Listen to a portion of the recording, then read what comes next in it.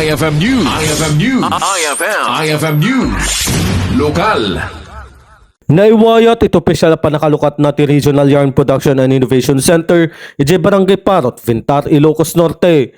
In the Ulwan ni Department of Science and Technology Secretary Renato Solodom Jr., kadwa di gito opisyalis sa lokal na gobyerno, Provincial Government of Ilocos Norte, Ilocos Norte 2nd District Representative Angelo Marcos Barba, kandigiti Director kan kaming ti DOST ti panakay patungpal ti nasaw a pasilidad ti Regional Yarn Production and Innovation Center ket maysa a micro pasilidad para iti panagaramid ti yarn amang suporta iti panakapasaya ti lokal nga industriya ti abel kan panagaramid ti tela kastamet iti panangipaay kadigiti baro agundawa iti panagbiag digiti mannalon kan manangaramid iti handicrafts iti rehiyon iti mensahe na kinuna ni Dr. Solidom at ipanakaipasdek ti pasilidad kit mangipanangarang itagtultuloy a panang suporta iti administrasyon ni President Ferdinand Bongbong Marcos Jr. iti panampabileg iti inobasyon iti industriya ti tela ken iti inklusibo a panagduruas.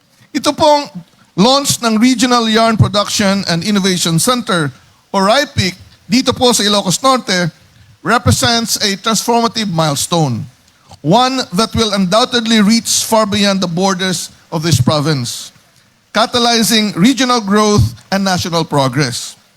And it is also very important that we also amplify the messaging that our President has already announced, that the Philippines is now an upper middle income country. Bilang upper middle income na bansa, ay napaka magandang balita. Ito po ay ayon sa pinakahuling income classification ng World Bank at ito rin po ang unang pag-angat ng bansa mula noong 1987 matapos ang halos na 4 na dekada bilang lower middle income country. Kabayatan na namnamaen met at Yarn Center ket agbalin a sentro ti panagsanay panagimbag ti kalidad ti produkto ken panangpabileg iti lokal a produksyon ti panait iti Ilocos Norte ken kadagiti kabangibang a probinsya. Para iti IFM News, Idol Rain Santos, Tatak, IFM.